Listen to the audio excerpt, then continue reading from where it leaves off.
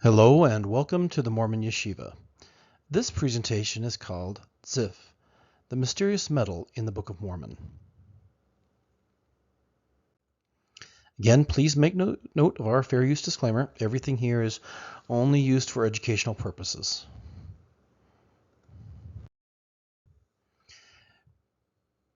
As we look in the Book of Mormon, there have been many critics that come across various words that they attribute, that they begin to criticize, saying that Joseph Smith made these words up.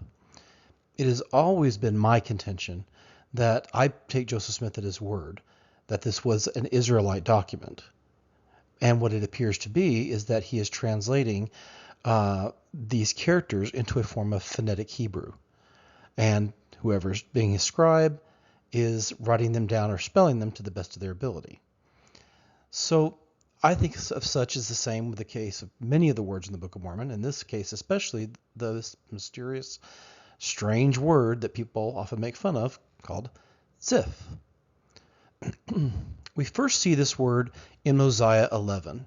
And now it came to pass that Zeniff conferred the kingdom upon Noah, one of his sons. Wherefore Noah began to reign in his stead, and he did not walk in the ways of his father. For behold, he did not keep the commandments of God, but he did walk after the desires of his own heart. And he had many wives and concubines. And he did cause the people to commit sin, and do that which was abominable in the sight of the Lord. Yes, they did commit whoredoms and all manner of wickedness.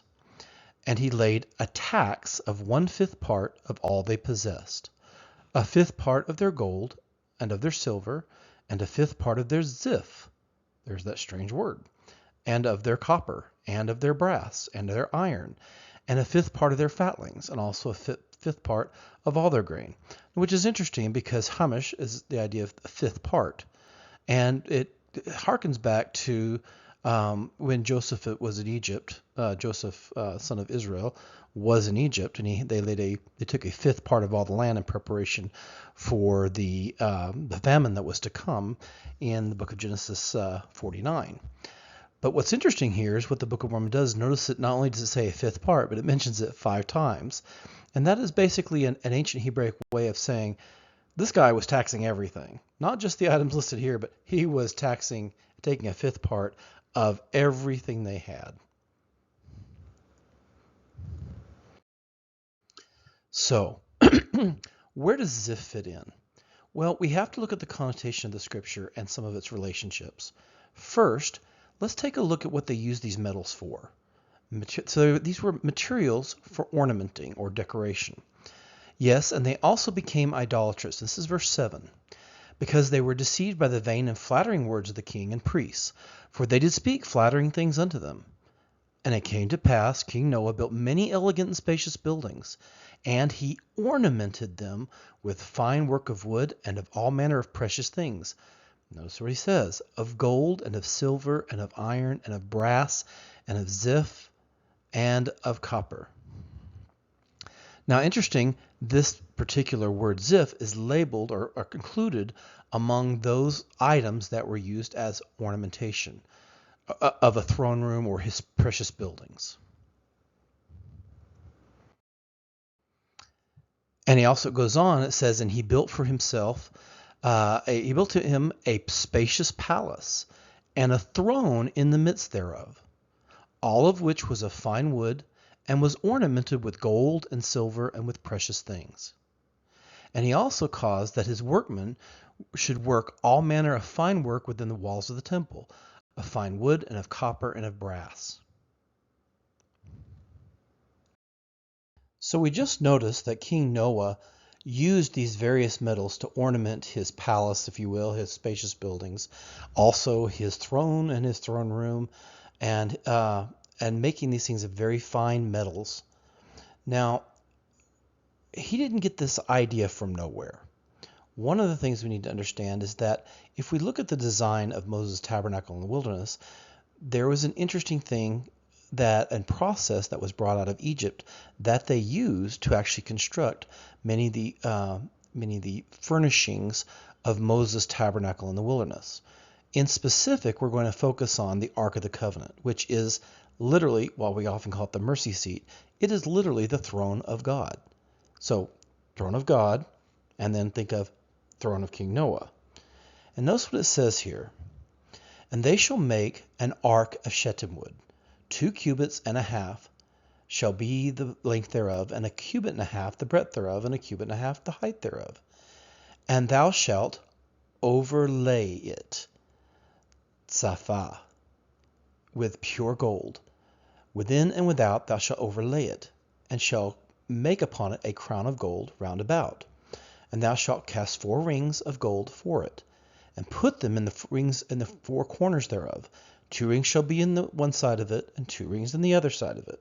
And thou shalt make staves of shittim wood, and overlay them with gold. Overlay. Okay, tzaphah. Okay, ziff, tzaph, tzaphah. Tzaph, the 2 parent letters, tzadi and pei, meaning like something that wraps something.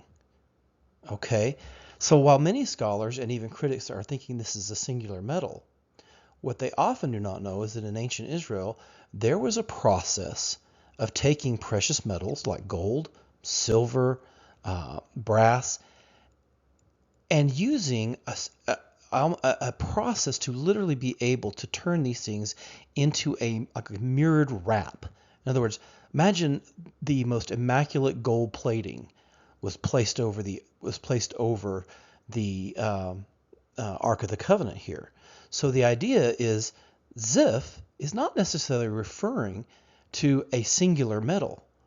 It's a process of overlaying it. So when he's referring to these things, he's pointing us back, noting King Noah's throne, how it was made of gold, and all these things were being used for ornamenting.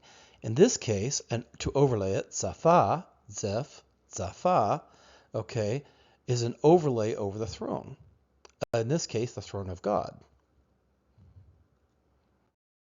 Now, notice what it say. It should be tzaphah is a gold overlay. It's mirrored gold, but it has been done with many other metals as well. It is said it was used to not only beautify and ornament, and some people say it used to contain the glory of God. Whatever the truth of it was a very ancient process of refining precious metals. So they weren't just metals in their crude form. These were very refined metals. So notice it says, thou shalt overlay it, and thou shalt overlay them with gold. The idea, tzaphah, okay, zaphah, zaf-ah, ziff.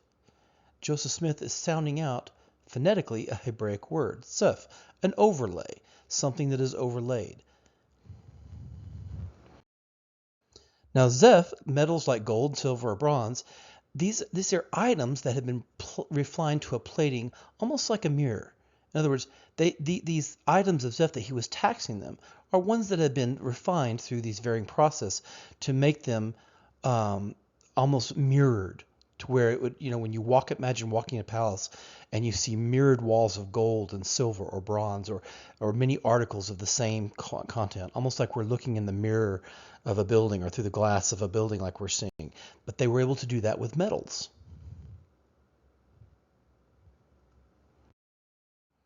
Now, if we look closely at the scripture itself, we begin to see some relational meanings, poetic relations, in the Book of Mormon to this this word, Zeph, which is a process, okay, a wrap or an overlay, if you will, and to some other words that also appear in the text. For example, Zaph is also a watchman. The masculine form is a watchman. And the idea of Zaphit is a watchtower.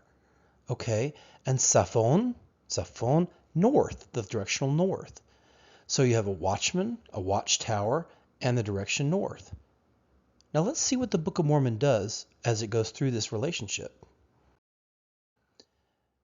Let's take a look. Ziff, the tower, and the north. And this is verse 12. And it came to pass that he, King Noah, built a tower. Just like we just saw. A tower. Okay.